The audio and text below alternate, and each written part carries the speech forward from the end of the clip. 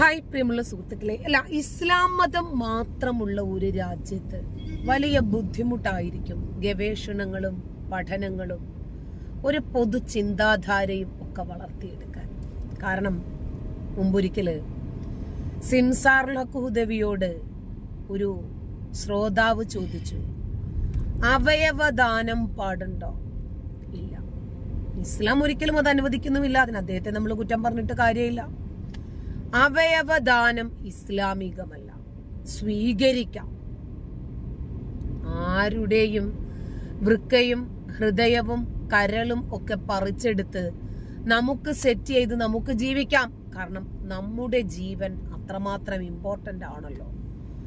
കാഫിറുകൾ മരിക്കാൻ വിധിക്കപ്പെട്ടവരാണ്. അതുകൊണ്ട് കാഫിറുകളെ സംബന്ധിച്ചിടത്തോളം അതൊരു വിഷയമല്ലാതാകുന്നു. പോട്ടെ, വിശ്വാസികളുടെ ഒരവയവവും എടുത്തു വെച്ച് മറ്റൊരു വിശ്വാസിയും ജീവിക്കണ്ട, അവിശ്വാസിയും ജീവിക്കണ്ട. അപ്പോ അടുത്ത ചോദ്യം, രക്തം ദാനം ചെയ്യാമോ? നമുക്ക് സ്വീകരിക്കാം. അപ്പോ ആലോചിക്കണം, മുസ്ലിങ്ങൾ രക്തം കൊടുക്കാൻ പാടില്ല, അവയവം കൊടുക്കാൻ പാടില്ല, അവർക്ക് സ്വീകരിക്കാം. അപ്പോൾ ഇവർക്ക് ആര് കൊടുക്കണം? അത് ഇവർക്ക് ആരെങ്കിലും കൊടുക്കണ്ടേ? വിശ്വാസികളോട് മതപരമായ മതവിധി പുറപ്പെടുവിച്ചിട്ടുണ്ട്. വിശ്വാസികൾ അവയവദാനം ചെയ്യരുത്, അള്ളാഹു ഇഷ്ടപ്പെടുന്നില്ല. വച്ച പല്ലും കൂട്ടിക്കെട്ടിയ കാലും വരെ ഖബറിലേക്ക് എടുത്തു വയ്ക്കണം എന്ന് പഠിപ്പിക്കപ്പെടുവാണ് ഇപ്പോഴും വിശ്വാസികൾ. അങ്ങനെയുള്ളപ്പോൾ കാഫിറുകളുടെതൊക്കെ നമുക്ക് പറ്റുമല്ലേ? അതെങ്ങനെ ശരിയാകുക? ഞാനത് പറയാൻ കാരണം, ഖുർആനിൽ ഒരു വാക്യമുണ്ട്, ഇന്ന സമഅ വൽ ബസ്വറ വൽ ഫുആദ കുല്ല ഉലായിക കാന അൻഹു മസ്ഊല. ശ്രദ്ധിച്ച് കേൾക്കണം നിങ്ങളിത്. ഒരു വിശ്വാസി, ഒരു മനുഷ്യൻ, അവൻ എന്ത് ചെയ്തു, അവൻ എന്ത് കണ്ടു, അവൻ എന്ത് കേട്ടു, അവൻ എന്ത് ചിന്തിച്ചു, ഇതെല്ലാം നാളെ ചോദ്യം ചെയ്യപ്പെടുമെന്ന്. അപ്പൊ ഇതുവരെ കാഫിറുകൾ വെച്ചുകൊണ്ടിരുന്ന ഹൃദയം, ഇതുവരെ കാഫിറുകളുടേതായിരുന്ന കണ്ണ് ഒരു വിശ്വാസിക്കു മാറ്റിവെക്കുമ്പോൾ ആ കണ്ണും ഹൃദയവും പ്രവർത്തിച്ചതിനെ സംബന്ധിച്ച്, ചിന്തിച്ചതിനെ സംബന്ധിച്ച്, കണ്ടതിനെ സംബന്ധിച്ച് ആരാണ് ചോദ്യം ചെയ്യപ്പെടുക? വിശ്വാസിയോ അതോ കാഫിറോ?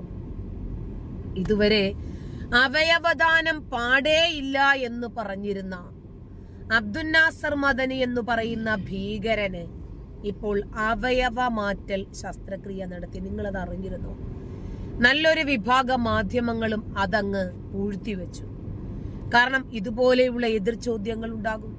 നമ്മളെ പോലെയുള്ള ആളുകൾ വിമർശനങ്ങൾ ഉയർത്തും, ജനങ്ങളെ ബോധവൽക്കരണം നടത്തും. ഇവർ ഇതുവരെ പറഞ്ഞിരുന്നത് ഈ ആശയമായിരുന്നു. ഇപ്പോഴിതാ ഇവർ മറുകണ്ഠം ചാടിയിട്ടുണ്ട്. ഇവർ അവരുടെ ആശയവും ആദർശവും നിലപാടും മതവും ഒക്കെ ഇവർ വലിച്ചെറിഞ്ഞിട്ടുണ്ട് എന്ന്. ഇപ്പോ മെഡിക്കൽ പഠനം, കുട്ടികൾ ഡോക്ടർ ആകരുത്, കാരണം ശവം കുത്തിക്കീറി പഠിക്കുന്ന പഠനം ഇസ്ലാമികമല്ല എന്നായിരുന്നു കൽക്കട്ടയിൽ മെഡിക്കൽ കോളേജ് വന്ന സമയത്ത് ഇവിടത്തെ സുന്നി പണ്ഡിതന്മാര് പറഞ്ഞിരുന്നത്. അവർ പള്ളി മുഖേന മതവിധിയും പുറപ്പെടുവിച്ചിട്ടുണ്ട്.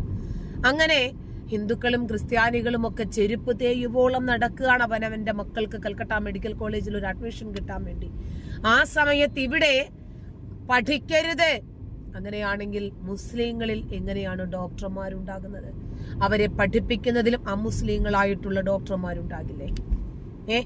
മിക്സ്ഡ് ആയിരിക്കില്ലേ? അല്ല, പെൺകുട്ടികളെ പെൺഡോക്ടർമാര് മാത്രം പഠിപ്പിച്ചാൽ മതി? അവരെ ഒറ്റയ്ക്ക് യാത്ര ചെയ്യാൻ പാടുള്ളൂ? അവര് അമുസ്ലിമിന്റെ മുമ്പിൽ ഇരിക്കണം, അതല്ലെങ്കിൽ ഒരു പുരുഷന്റെ മുമ്പിൽ ഇരിക്കണം? ഇതൊക്കെ പാടുണ്ടോ?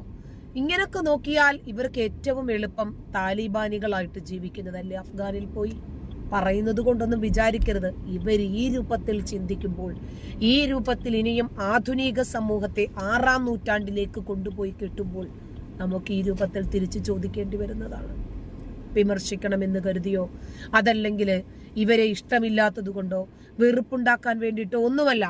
മദനി എപ്പോഴെങ്കിലും അവയവദാനം ശരിയാണ് എന്ന് എവിടെയെങ്കിലും പറഞ്ഞതായിട്ട് നിങ്ങൾക്ക് ആർക്കെങ്കിലും അറിയാമോ? ഇസ്ലാം മതത്തിന്റെ മതവിധികൾ കാഫിറുകളെ അങ്ങേയറ്റം വെറുക്കാനും ഇല്ലാതാക്കാനും പഠിപ്പിച്ച ഇതുപോലെയുള്ള നേതാക്കന്മാർക്ക് കാഫിറുകളുടെ അവയവവും വെച്ച് ഇനിയും ഇവരെ ജീവിക്കാൻ വിടുക എന്ന് പറഞ്ഞാൽ കുറച്ച് അസ്വസ്ഥത ഉണ്ടാക്കുന്ന സംഗതിയാണ്. 1. 2, ഹിന്ദുക്കൾ പ്രതികരിക്കാൻ പഠിച്ചിരിക്കുന്നു. അവർ മുമ്പത്തെ പോലെ ഇതൊക്കെ ഹമക്ക് വാക്ക് ചെവിക്ക് പുറത്ത് എന്ന് പറയുന്നത് പോലെ ഇതൊന്നും തള്ളിക്കളയുന്നില്ല.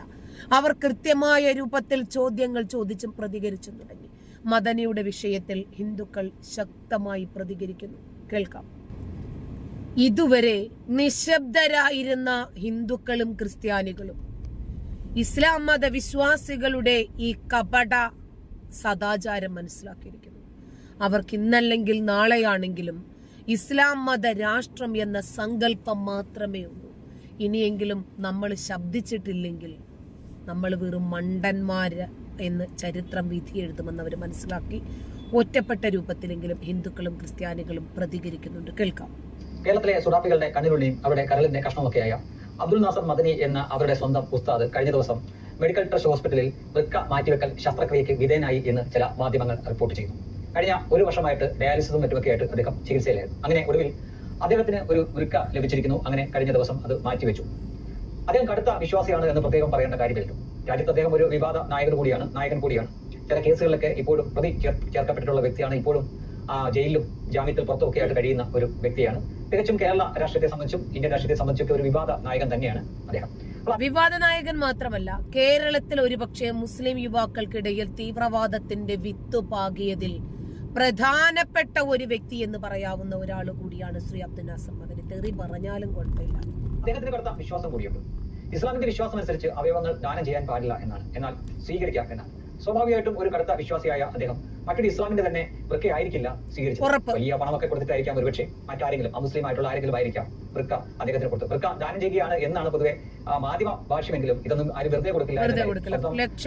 രക്തബന്ധത്തിലുള്ളവരൊക്കെ വിളിച്ചാൽ ബാക്കി ആരെങ്കിലും ഇത് വെറുതെ കൊടുക്കുന്ന വളരെ അപൂർവമായിട്ടുള്ള സംഭവങ്ങൾ മാത്രമാണ്. ബാക്കിയൊക്കെ വലിയ വാങ്ങി തന്നെയായിരിക്കും കൊടുക്കുന്നത്. അപ്പോൾ ഒരു സംശയം, ന്യായമായിട്ടുള്ള ഒരു സംശയം വരുന്നത്, എന്തായാലും ഒരു മുസ്ലിം ഇദ്ദേഹത്തിന് വൃക്ക കൊടുത്തിരിക്കാൻ സാധ്യതയില്ല. മറ്റേതെങ്കിലും ഒരു അമുസ്ലിം ആയിരിക്കും. വലിയ തുകയും ഒരുപക്ഷെ തിരിച്ച് കൊടുത്തിരിക്കാം. ഇവരുടെ ആത്യന്തികമായിട്ടുള്ള ലക്ഷ്യം എന്താണ്? ഇപ്പോൾ ഇസ്ലാം തന്നെ പറയുന്നുണ്ട് അവയവങ്ങൾ ദാനം ചെയ്യാൻ പാടില്ല, സ്വീകരിക്കാം എന്ന് പറയുന്നുണ്ട്. ഇസ്ലാമിന്റെ ആത്യന്തികമായിട്ടുള്ള ലക്ഷ്യം എന്നത് ലോകം മുഴുവൻ ഇസ്ലാമിന്റെ കീഴിൽ വരിക എന്നാണ്. എല്ലാ മനുഷ്യരെയും, മുഴുവൻ മനുഷ്യരെയും ഇസ്ലാമാക്കുക എന്നതാണ് അവരുടെ ആത്യന്തികമായിട്ടുള്ള ലക്ഷ്യം. അതവർക്ക് കൃത്യമായിട്ട് തന്നെ രേഖപ്പെടുത്തിയിട്ടുള്ളതാണ്. അതായത് അവരുടെ വിശ്വാസം അനുസരിച്ച് അവരുടെ ദൈവം തന്നെ നേരിട്ട് പറഞ്ഞിട്ടുള്ള കാര്യം. അങ്ങനെ അവരുടെ ലക്ഷ്യം അല്ലെങ്കിൽ ആ വിശ്വാസം പൂർത്തീകരിച്ചിരുന്നു എന്ന് കരുതുക. അങ്ങനെയെങ്കിൽ ഈ മദനി ഉസ്താദ് ആരുടെ വൃക്ക ഇങ്ങനെ വാങ്ങുമായിരുന്നു? കാരണം അവരുടെ വിശ്വാസം. ഇനി അത് മാത്രമല്ല, ഒരു ഇസ്ലാമിക രാജ്യത്ത് ഒരു മുസ്ലിം ഭരണാധികാരിയുടെ വൃക്ക ഒരെണ്ണം തകരാറിലായാൽ അവരുടെ ജീവൻ മുന്നോട്ട് കൊണ്ടുപോകാൻ ഒരു കാഫിർ അല്ലാതെ മറ്റൊരു വിശ്വാസി ഇതിന് തയ്യാറാകില്ല. വിശ്വാസി കൊടുക്കാനും പാടില്ല. അതാണ് ചോദ്യം. ഒരു ഇസ്ലാം വിശ്വാസി അവയവങ്ങൾ ദാനം ചെയ്യാൻ പാടില്ല. ലോകം മുഴുവൻ ഇസ്ലാമിന്റെ കീഴിൽ വന്നു. എല്ലാ മനുഷ്യരും ഇസ്ലാമാണ്. അങ്ങനെ വന്നാൽ ഇദ്ദേഹത്തിന്റെ വൃക്ക തകരാറിലായി. അത് മാറ്റിവെക്കണം. എന്ത് ചെയ്യുമായിരുന്നു? പെട്ടുപോയനെ. മദനി ഉസ്താദും അതുപോലുള്ള വിശ്വാസികളൊക്കെ ശരിക്കും പെട്ടുപോയനെ. കാരണം വാങ്ങി വെക്കാൻ നിവൃത്തിയില്ല. കാരണം എല്ലാവരും മുസ്ലിങ്ങളാണ്. ലോകം മുഴുവൻ മുസ്ലിമിന്റെ ഇസ്ലാമിന്റെ കീഴിലാണ്. അങ്ങനെ വരുമ്പോൾ ഈ ഇദ്ദേഹത്തിന്റെ ഒരു വൃക്ക പണിമുടക്കിലാണ്. അത് മാറ്റി വെക്കണം. അല്ലെങ്കിൽ രണ്ട് വൃക്കയും തകരാറിലാണ്. ഒന്നെങ്കിലും മാറ്റി വെച്ചാൽ ജീവൻ നിലനിർത്താൻ പറ്റും. അപ്പോൾ ഒരു നിവൃത്തിയില്ല. മറ്റൊരു വിശ്വാസിയുടെ വൃക്ക സ്വീകരിക്കാൻ ഇസ്ലാം സമ്മതിക്കുന്നില്ല, അനുവദിക്കുന്നില്ല. അത് അനുവദനീയമല്ല. മുസ്ലിം വൃക്കയുടെ കാര്യം മാത്രമല്ല, അഫ്ഗാനില് രോഗം പടർന്നു പിടിച്ചപ്പോൾ ഡോക്ടർമാരില്ല, ആശുപത്രികളില്ല. കാരണം എന്താ? പുരുഷന്മാരെല്ലാം ആയുധമെടുത്ത തീവ്രവാദികളാകുക, സൈനികരാണെന്നും പറഞ്ഞ് പിന്നാലെ നടക്കുക, മനുഷ്യരെ കൊല്ലാൻ. പെണ്ണുങ്ങളാണെങ്കിൽ മൊത്തം വീട്ടിനകത്താ. മുറ്റമടിക്കാൻ പോലും പുറത്തിറങ്ങാൻ പാടില്ല എന്ന രൂപത്തിലാണ് അകത്തിരുത്തിയിരിക്കുന്നത്. ജനല് പോലും പാടില്ല. ഇനിയും ചാക്കുകെട്ടുകളുമായിട്ട് ഇവരെന്തിനാണ് പുറത്തിറങ്ങുന്നതെന്ന് ചിന്തിക്കുന്നുമുണ്ടാകും. പെണ്ണെന്ന് കണ്ടാൽ മതി, പ്രത്യേകിച്ച് അവരുടെ ശരീരത്തിന്റെ ഒരു ഭാഗവും കാണണമെന്നില്ല. കഴിഞ്ഞ ദിവസം കണ്ടില്ലേ, ഒരു കാക്ക ട്രെയിനിൽ വന്നിരിക്കുന്നു, ഒരു പെണ്ണടുത്ത്, പെണ്ണിന്റെ നെഞ്ചിൽ 2-3 തവണയൊന്ന് ഒരയ്ക്കുന്നു. പെൺകുട്ടി ഉറങ്ങിപ്പോയി. എഴുന്നേറ്റപ്പോൾ ഉസ്താദിന്റെ ഉസ്താദ് കുലുക്കിക്കൊണ്ട് നിൽക്കുവാണ്. തൊട്ടടുത്ത് അദ്ദേഹത്തിന്റെ വലിയ ഉസ്താദും ഇരിപ്പുണ്ട്. ഉസ്താദിന്റെ വീഡിയോ കൃത്യമായിട്ട് സുനയടക്കം പെൺകുട്ടി വീഡിയോയിൽ പകർത്തി. കാരണം സോഷ്യൽ മീഡിയയിലെ ജഡ്ജിമാരിനെയും ചോദിക്കുന്നത് വീഡിയോ എവിടെയെന്നായിരിക്കും. അപ്പൊ ആ ഉസ്താദിന് വേണ്ടി ഒരുപാട് ആളുകൾ കമന്റ് ബോക്സിൽ വന്ന് ഉസ്താദിന്റെ സുന പിടിക്കാൻ ഉസ്താദിന് മനുഷ്യാവകാശമില്ലേ? ഉസ്താദിന്റെ സുന പിടിക്കുന്നതിനെ എന്തിനാണ് നിങ്ങൾ ലംഘിക്കുന്നത്? അത് മൗലിക അവകാശ ലംഘനമാണ്. ഉസ്താദിനെ എവിടെ വെച്ച് വേണമെങ്കിലും ഉസ്താദിന്റെ സ്വന്തം സുനയിൽ പിടിക്കാനുള്ള അവകാശത്തിന് വേണ്ടി പോപ്പുലർ ഫ്രണ്ട് ഉണ്ടായിരുന്നെങ്കിൽ ഒരു പ്രതിഷേധ ധർണയൊക്കെ നടത്തുമായിരുന്നു. നടത്തിയില്ല. അല്ലെങ്കിൽ ഒരു വാട്സപ്പ് ഹർത്താലെങ്കിലും ഉസ്താദിന്റെ സുനയ്ക്ക് വേണ്ടി നിലകൊള്ളുന്നു എന്ന് പറഞ്ഞിട്ട് ഒരു പിന്തുണയും ഒക്കെ പ്രഖ്യാപിക്കുമായിരുന്നു. ഇല്ല. അപ്പോ ഈ രൂപത്തിൽ ഇവരുടേതായിട്ടുള്ള ആവശ്യങ്ങൾക്ക് വേണ്ടി ഇവര് തൽക്കാലം ഇവരുടെ ആശയങ്ങളും ആദർശങ്ങളും ഒക്കെ ഒന്ന് അടിയറവ് വെക്കും. കുഴപ്പമൊന്നുമില്ലല്ലോ അല്ലെ? പക്ഷെ ഇന്നത് നമ്മളെപ്പോലെയുള്ള ആളുകൾ കണ്ടുപിടിച്ച് കുത്തിപ്പൊക്കി എടുക്കുന്നു എന്നുള്ളത് ഇവർക്ക് വലിയ തലവേദനയാണ്. നന്ദി.